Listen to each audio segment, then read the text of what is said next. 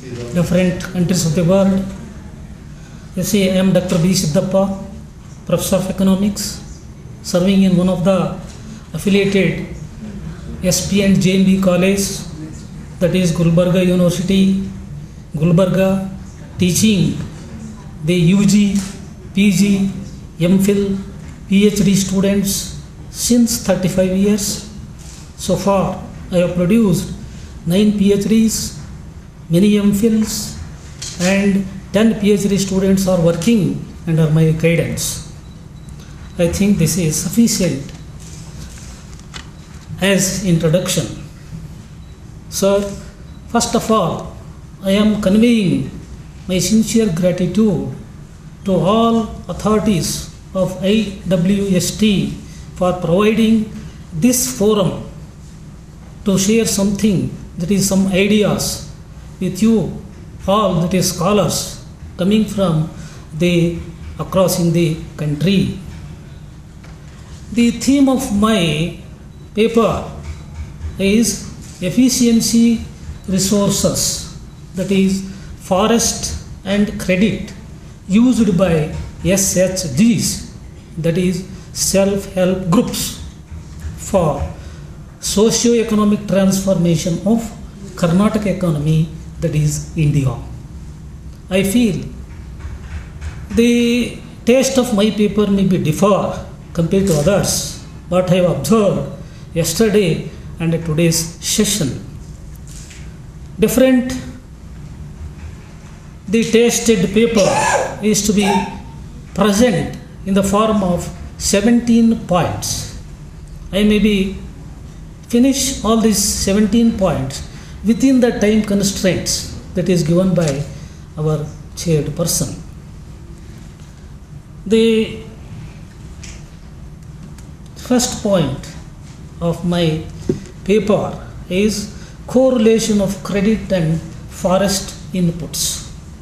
Credit and forest products are the strong inputs used by the productive units irrespective of the sectors such as primary, secondary and services. Among the various inputs used in the process of production, the correlation between the credit and forest based inputs occupied a decisive place not only in third world countries but also in advanced countries of the global economy. The second point is wood to fuel save the oil consumption by 22 million barrels per day. About 43% of the total energy, that is wood, consumed in third world countries by more than 2 billion people is met from wood fuel. In India, about 80% of the rural people is dependent on wood fuel for cooking their food, and 65% of the total fuel wood is collected from the total fields on free of cost and also collected from the forest and community wood lots. The third point of my paper is the importance of tree crops. The tree crops form a major source of food in many parts of the world. They provide healthier food and improve the nutritional quality of the present day's usual food. If the trees are grown and managed properly, food production from such a source can be found available throughout the year with little effort and minimum investment.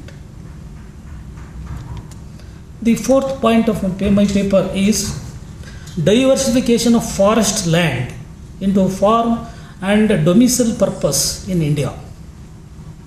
India is though rich in genetic species and ecosystem diversity, but which is one of the lowest in the world in possession of per capita forest, and which is being 0.1 hectare, and this is worsened with the increase in population on the one hand and increase in using of more and more forest land for farming as well as domicile purposes on the other hand.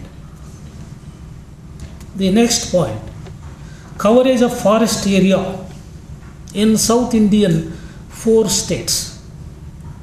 Four South Indian states, total geographical area was 6,35,780 square kilometer, among which the Andhra Pradesh share was 43%, Karnataka share was 30%, Tamil Nadu share was 21%, and Kerala share was 6%.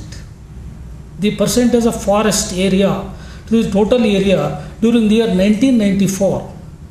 In Andhra Pradesh it was 16.4%, Karnataka it was 16.93%, Tamil Nadu it was 13.13%, and Kerala it was 26.56%. Including all the 4 states, the coverage of forest area to the total area, it was 18.2%. The fifth aspect of my paper is most of the people belongs to weaker sections remain outside the institutional credit in developing world. The credit occupied and played a big role in acquiring the forest products in particular and natural resources in general. The percentage of poor families, including the small marginal farmers, rural artisans, receiving a very small percentage of credit in different part of the developing world. In some of the African countries, nearly 1% of total numbers of borrowers use institutional credit. In Latin America and Asia, excluding Taiwan, 15% of poor families only could succeed in getting institutional finance. Nearly 80% of the people belongs to the women in particular and weaker sections in general have not possessed institutional credit in these countries. Next point, the banker should first help the poor with a bank loan and then expect deposit. Bankers in these areas can spread the banking habit and encourage thirsty habits to these poor. It is not possible to these groups, that is poor people, to save first a certain amount of deposits and then undertake investment in agriculture or allied activities. It would be more realistic to help them with a loan to invest in their well-versed occupation, and out of the generated income, the bank should recover the loans and expect the deposits. Then the main purpose of this paper, that is objectives are as follows. Number one, most of the developing countries at a global level have been pursuing the policy of inclusion of the exclusives in gainful production and employment activities.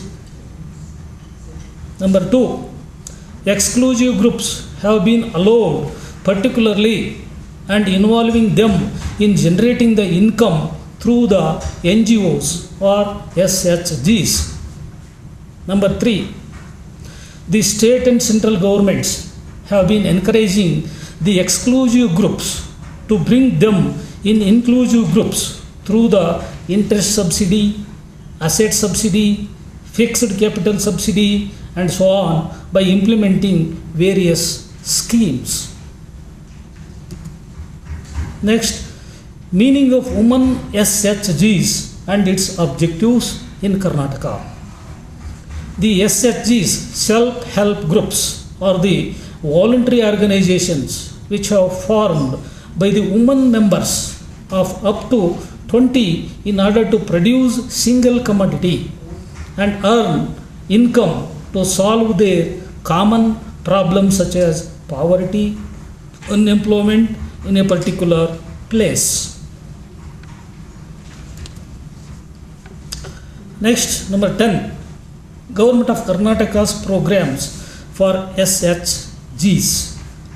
The Women and Children Development Department, Government of Karnataka, has been given training to the members of the self-help groups about the combination of wood forest trees, soil-based resources is the capital goods to be used in the process of production in Karnataka.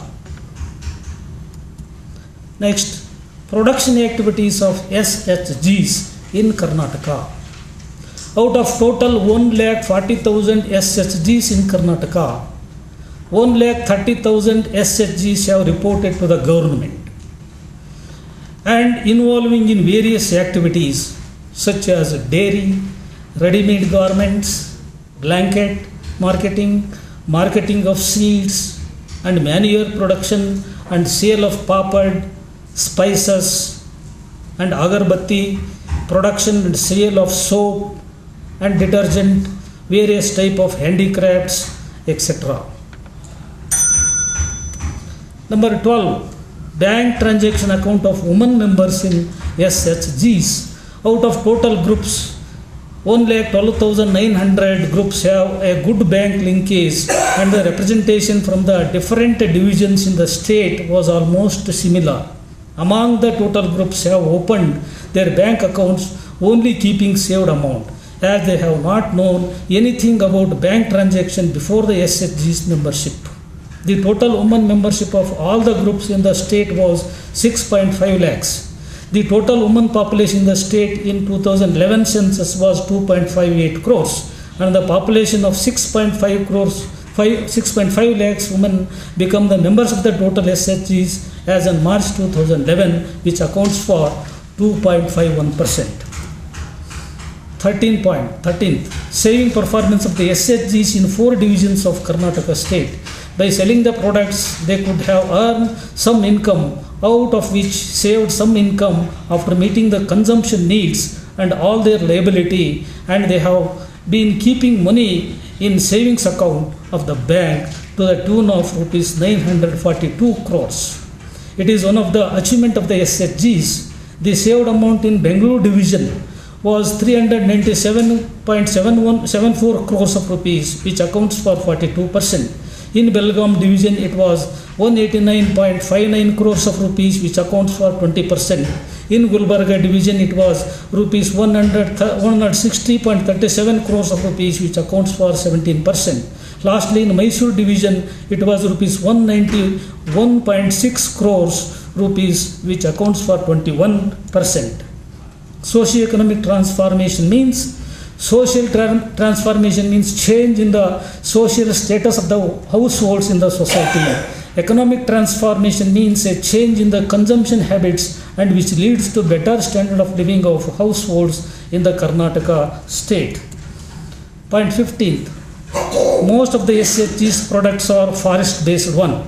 Many of the SHGs depends upon dairy, that is 40,000 SHGs. The cattle required fodder is provided by the forests. The sum of the SHGs, that is 0.2 lakhs, depends upon agarbatti, the sandal and other required wood for sticks provided by the forests. Some of the SHGs, that is 0.3 lakhs, depends upon the wooden handicrafts such as dolls, carpentry, statues, furnitures, interior decorators, and so on.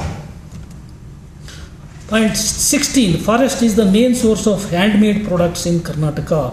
The sum of the SHGs, that is 0.2 lakhs, engaged in various type of handmade embroidery, tailoring, basket, mat making, panipuri, self-help service hotels, petty business, plantation of anthurium, flower trading, fruit trading, etc. And for all these activities, forest is the main source of production. The sum of the SHGs, that is 0.2 lakhs, have been involving in processing small industry, poultry farming, piggery, sericulture, coconut product, erehulu manure making, khadi products, weaving, spinning activities, soil-based pots, and household cooking products have produced by the SHGs of Karnataka. The last one is the SHGs have been helping much for socio-economic transformation of Karnataka economy. After becoming the membership of the SHGs, each woman member average savings per annum was rupees 6,800. It is one of the outstanding achievement of the woman member their strength and their household contribution is still improving and contributing much towards the socio-economic transformation of the households in rural or in urban areas of the states. With this, thank you.